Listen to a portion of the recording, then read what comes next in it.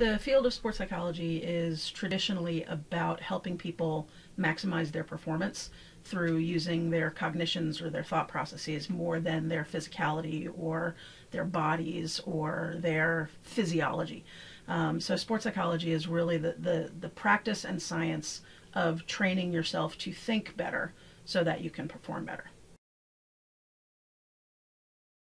My role in Rio at the 2016 Olympic Games was as a mental performance coach for the U.S. track and field team. I had worked in the field of sports psychology for a number of years working with them prior to that, so I was lucky enough to be invited to work with the team on site in Rio for the Games to help them maximize their performance.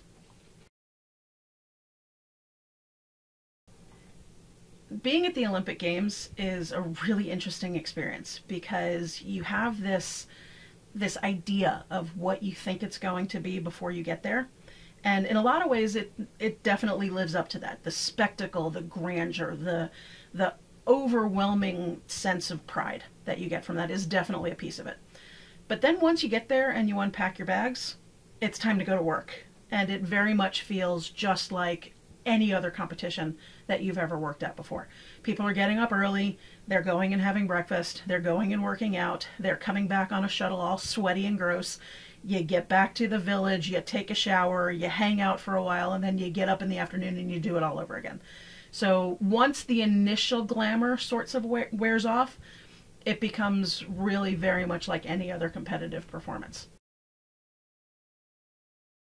It's very cool being behind the scenes at the Games, whether it's a World Championships or an Olympics or a World Cup.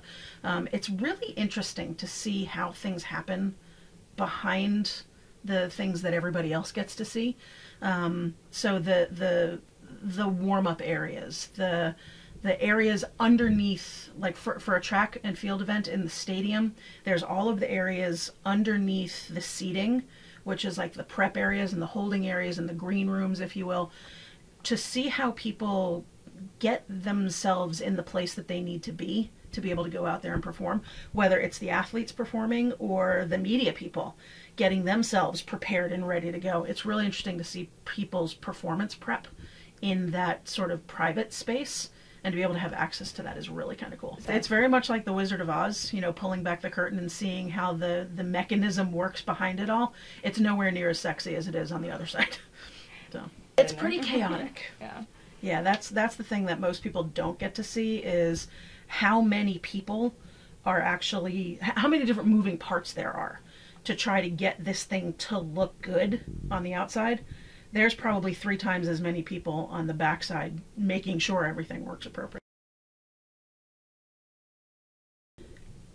I think the work that I do as a performance consultant, as a cognitive performance consultant, really helps on the front end in the preparation. But you can't underestimate the importance of just physically being there to serve as a reminder. So I think my primary role at the Olympic Games served to be a reminder, a touchstone for a lot of our athletes and coaches to just remember all of the things that we had worked on in the years prior to the Games. Now, of course, in any high-level competition like in Olympics, there's going to be, the random things that come up, the acute issues, the hopefully not traumatic issues, but sort of on the ground things that you need to respond to and react to very quickly. So of course, if somebody gets injured, I'm going to be there to help support them. That actually happened a couple of times at the Games this past year. I can additionally be there not just to help the athletes, but also to help the coaching staff. And that's an unwritten part of what we do on the ground, is actually help the coaches in the coaches' performance as well as the athletes in their performance. Because as a coach, you are performing as well. You're on the greatest stage coaching your athletes. If you're stressed, if you can't handle your arousal levels, if you're getting distracted too easily, that's going to trickle down to your athletes as well. So helping the coaches on the ground was probably a pretty beneficial piece of what I was able to accomplish in helping the United States get the medal count that they were able to get. As an associate professor of sports psychology at Cal State Fullerton, pretty much what I do on the ground at an Olympics or at a World Championships is exactly what I'm talking about in the classroom with our students. Our students benefit from the real world experience that we get to have when we go and we work with these performers. So the theories that we talk about in the classroom are exactly the things that we see impacting performance on the ground at a World Championships, at an Olympic Games. So the opportunities that I have as a consultant in the quote unquote real world are the exact examples that I get to use to make the curriculum come to life for our students in the classroom. I think that's one of the things that makes us a pretty good program for sports psych, is that you don't learn this stuff from textbooks. Textbooks will talk about theory, they'll talk about very sanitized, very clean examples that are not identifiable in any way, shape, or form. But the authenticity of a real world example where you can say to your students, this is how it looks in the book, this is what this looks like in the real world.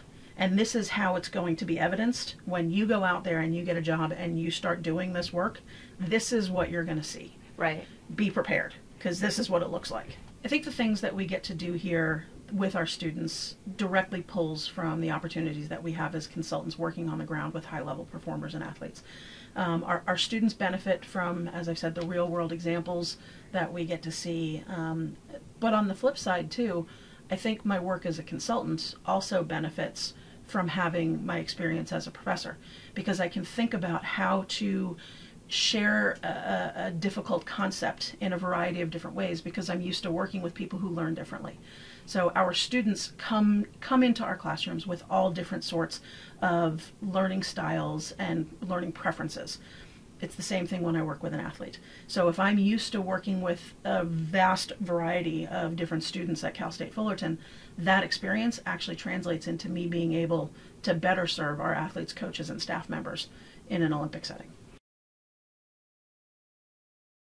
A lot of times when people think about the term sports psychology, there's a preconceived notion that you're going to come in and help somebody who has a problem.